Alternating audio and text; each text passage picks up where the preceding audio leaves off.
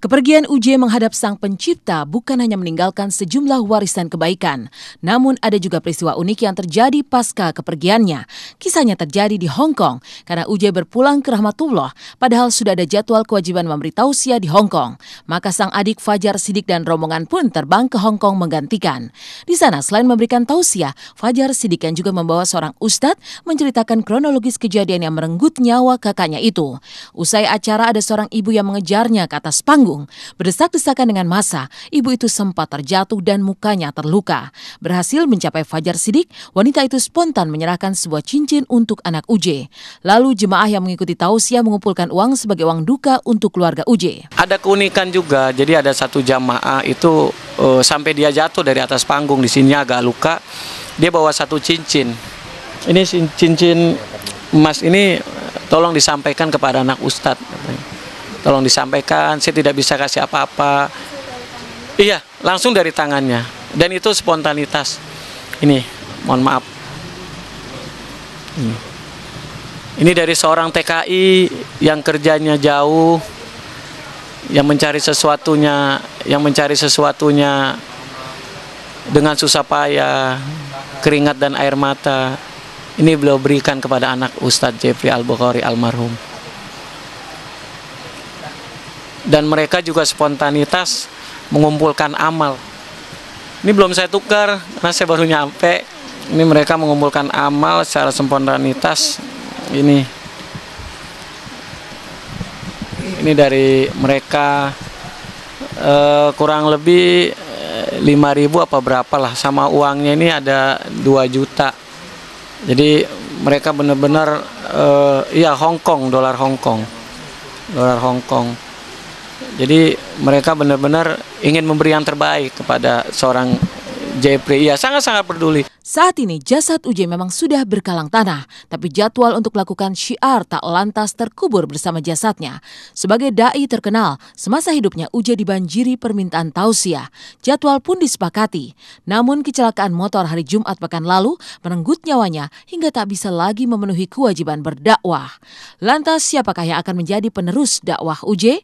Haja Umi Tatu, ibunda UJ berharap keempat anak almarhum bisa menjadi penerus dakwah. Namun yang menunjukkan gelagat kesiapan sepertinya Muhammad Abizar Al-Ghifari, anak kedua almarhum. Semula Abizar bercita-cita menjadi pilot, tapi setelah sang ayah meninggal, ia berubah pikiran ingin meneruskan perjuangan sang ayah. Saat ini jadwal ceramah yang sudah telanjur masuk tidak akan dibiarkan terbengkalai. Kakak almarhum, yakni Ustadz Azwan yang juga seorang pendakwah, akan menggantikannya. Itu kakaknya kan ada, Ustadz Azwan Faisal. Terus kakak iparnya Ustadz Hasnawati, ada iparnya Ustadz Dr. Narasi Andi Ihsan. Itu ini juga Haja Nona akan juga terus. Memang kita mayoritas keluarga Umi itu penceramah. Harapan Umi sih pengennya begitu. Sama ujian ini udah nggak ada. Umi mendoakan mudah-mudahan dari 4 anak itu salah satunya bisa seperti UJ.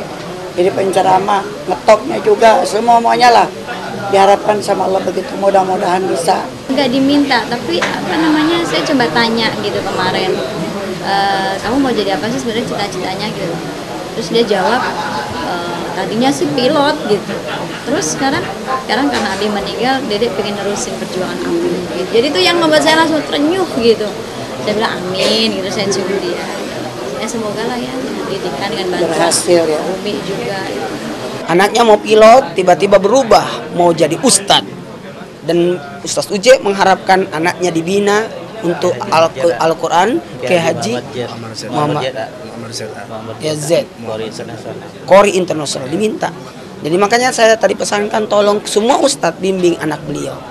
Anak beliau ini luar biasa, juara 1 azan.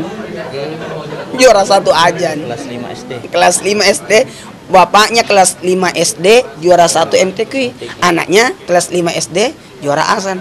Saya yakin anaknya yang beliau meneruskan. Sosok UJ yang dieluk-elukan massa tak ubahnya sebuah potret metamorfosa kehidupan manusia. Menjalani masa kecil di tengah kehidupan keluarga muslim yang taat, UJ sempat terjatuh dalam cengkraman narkoba dan lembah hitam di masa pancarobanya. Meski sempat menempuh arah yang salah, nasib baik masih berpihak padanya. ia berhasil lepas dari cengkraman narkoba dan kehidupan kelam, lalu menghabiskan hidupnya untuk melakukan syiar. Lantas siapa yang berhasil membimbing UJ kembali ke jalan yang benar dan membebaskan diri dari budak narkoba? Tak lain dan tak bukan adalah Ustazah Hajah Fatimah. Ia sempat tersenyum melihat UJ menjadi seorang ayah, suami dan dai yang sempurna setelah lepas dari masa suram. Namun ia kembali menangis ketika sosok yang telah sempurna itu dipanggil pulang oleh Yang Maha Kuasa. Terkenang kembali bagaimana ia berusaha membebaskan UJ dari jerat narkoba.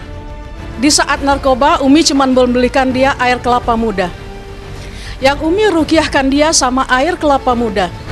Setelah itu Umi kasih air kelapa muda, kasih sampai 7 kali peminuman, ya. Sekarang dia tidak mau. Rupanya air kelapa muda Umi itu mukjizat bagi saya, ya. Mukjizat bagi saya. Dia bicara begitu. Lupa Umi tahunnya berapa itu, di saat tahun 97, 96, ya, 96, 97. Anak yang paling mulia, anak yang tiada duanya, anak yang sempurna, menjadi seorang suami yang sempurna, seorang ayah yang sempurna, semua sempurna. Karena Allah menyayangi dia, Allah ambil dia. Ya. Allah tidak mau bikin dia dosa. Ya. Allah sayang dia. Anakku, Umi meninggal, suami Umi meninggal, Umi tidak menangis. Di saat UJ meninggal, Umi menangis. Sempat Umi shock di depan televisi, ya. Umi menangis. Di saat suami Umi meninggal, Umi tidak menangis. Di saat UJ meninggal, Umi shock. Nah, begitulah seorang ibu sayang kepada anaknya.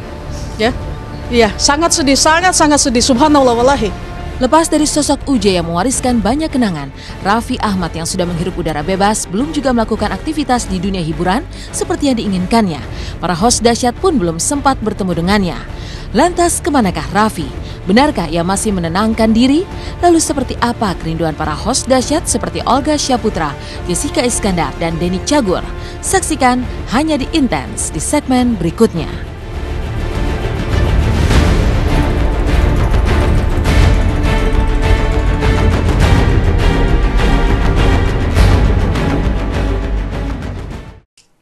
Berbeda dengan kisah kepergian UJ, sejak kemarin para host panggung musik dahsyat seperti Olga dan Jessica masih belum juga bertemu dengan Raffi Ahmad. Meski sudah menghirup udara bebas, Raffi memang belum berkegiatan. Benarkah putra kesayangan dari Ami Kanita ini masih menenangkan diri? Seperti apakah kerinduan Olga dan kawan-kawan untuk segera bertemu dengan Raffi?